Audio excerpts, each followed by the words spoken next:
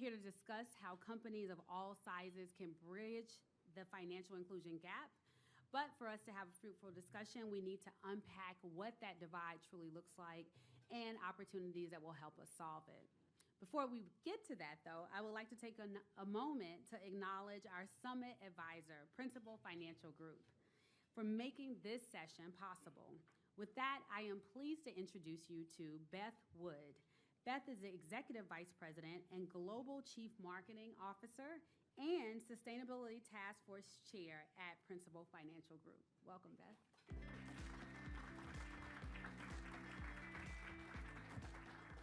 Good afternoon. How's everybody? Good. Thank you very much for being here. We at Principal Financial Group really appreciate the conversation that's happening today. And we've had such a warm welcome, not only from our partners at Bloomberg, so thank you all for always welcoming us not only into the building, but to the family table. And here we are at the family table, so let's have a little bit of conversation. We are delighted to host with Bloomberg today. And as you heard from Kara this morning in one of the breakouts, access is a big idea in our world. And it's an opportunity for us to address not only in terms of climate change, but also in terms of the S, social. And we in our business are very focused on how we not only help the planet, but also how we help people. So I'm looking forward to the panel discussion today. We have three brilliant women here who are going to help us take a little bit of a journey through some of those topics. At Principal, access is core to our purpose. We have a purpose that we all live by, and it helps us determine what our priorities are. When we look at programs, let's talk about education. Like we talked about this morning, if an educational program can help someone who otherwise wouldn't have access to decent work, we think that's an important part of who we are, what we believe. And as we often say, not only what we stand for, but what we stand up for. Really an important part of our ideals. We are a global asset manager, a retirement expert, and a workplace benefits provider. And as someone who operates in those three verticals, we've zeroed in on this idea of financial inclusion as a central component of financial security. We talk a lot about feelings. Now, you can laugh about that because we are a financial services company, but we do talk a lot about feelings. And the feeling is, do people feel financially secure around the globe? And that's a big concept that we want to talk a little bit about this morning.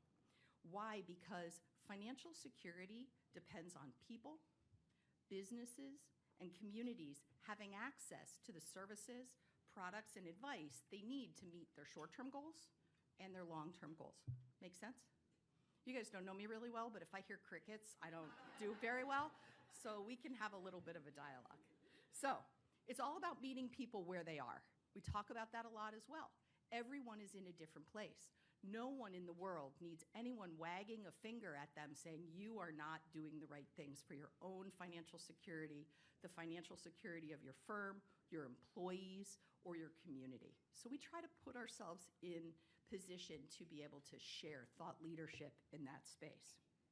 And it's all about doing our part to create an inclusive economy. In addition to leading our global marketing organization, and thank you very much for saying the mouthful that is my title. I am tired just hearing that, but all of the work that we all do is so important. I was in the breakfast this morning and there was a lot of conversation about how we move internal stakeholders forward. That's a big topic of conversation. How we find the with them, what's in it for me? Why should I get involved in the ESG conversation? Each one of us is a champion and an advocate for one or more elements of ESG, and I applaud all your efforts. As we focus on the social component, or the S, related to ESG, our aim is to grow a sustainable and secure society through long-term responsible actions. And we do that not only through the economic engine that is Principal and Principal Asset Management, but we also do that through the Principal Foundation. So we have three levers at work, not only in the United States, but in the UK, in Asia, and in Latin America. Being a purpose-led company, as Kara said this morning, that helps people build brighter futures and that values inclusion is at the heart of what we stand up for. I also happen to be a second-generation business owner, so shout out to all you business owners in the room. And I'm fortunate enough to bring the lessons I learned as someone who led 550 employees to goodness, that the role that we have as we work with business owners, Principal works with 200,000 business owners. We help guide them, not only in terms of their employee stock option programs, which we heard a little bit about from Pete, but also as they think about employee benefits, offering retirement plans, offering guidance and advice to their employees.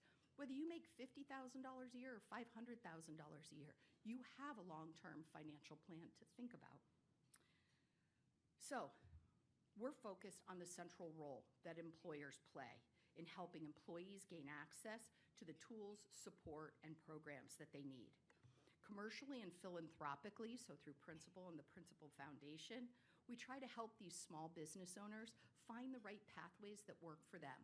And while materiality is important in ESG, it's also important to a small business owner.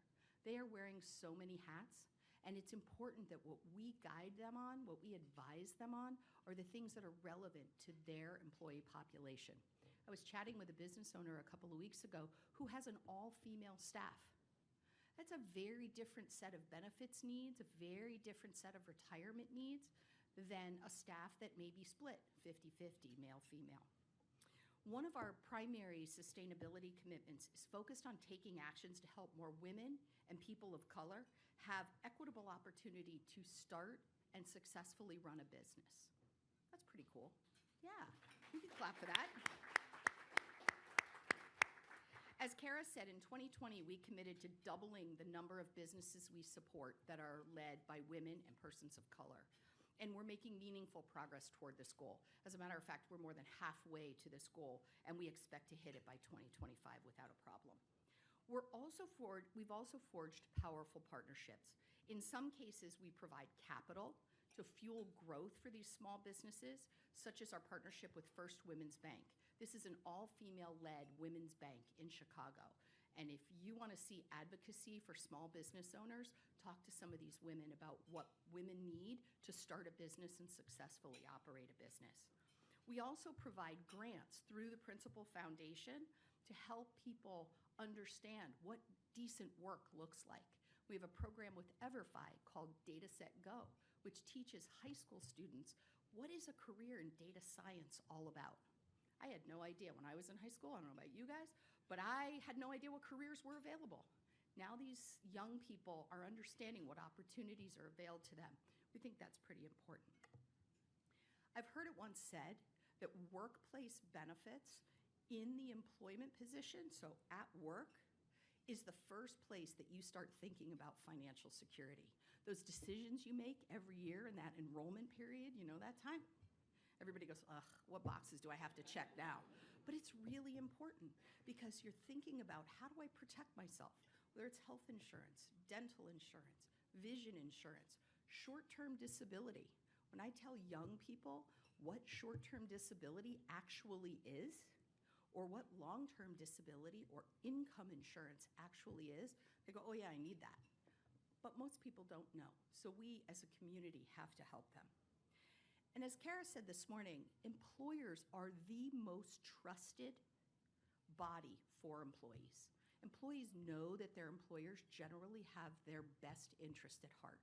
So they listen, they're guided, and they participate in the programs that their employers offer. For the first time, we also have 5 generations in the workforce. This is the very first time in history when we've had boomers and Gen Z in the workforce at the same time. As a mother of a Gen Z, I can tell you that her views and ideals, I'm sure many of you are in my same place, are very different than mine. I love these conversations because I'm like, what are you, crazy? She's like, no, you're crazy because this is not how it works these days. So it's quite funny. So have conversations with your older employees, your younger employees, those who are in different life stages. It's really important. We have an immense opportunity to support workers throughout their career journey. It's not easy work, but it is certainly worthwhile work. And there are a lot of forces impacting people's financial health and well-being every single day. Some they can control, others are out of their control. It's why we started the Global Financial Inclusion Index. And you've heard a little bit about that. There's a kiosk downstairs on the 6th floor to give you a little bit more insight into this research and the 42 countries that we looked at across government pillars, financial system pillars, and employer pillars. It ranks those 42 countries based on financial inclusion and tries to tap into the sentiment of how included people actually feel in the financial conversation. You heard Pete today on stage say most people are financially illiterate. I think his number was north of 70. That's a scary number.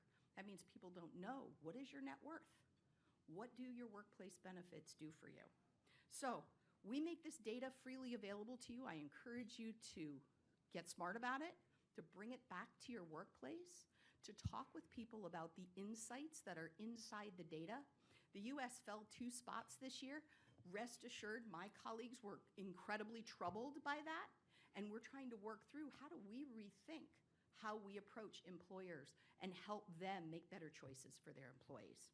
So, thank you. We appreciate your being here at this lunch. I hope lunch was great. The food's been amazing. So please enjoy, and we will bring our panelists up to, after we move a few things, to have a great conversation about inclusion and financial security. Thank you.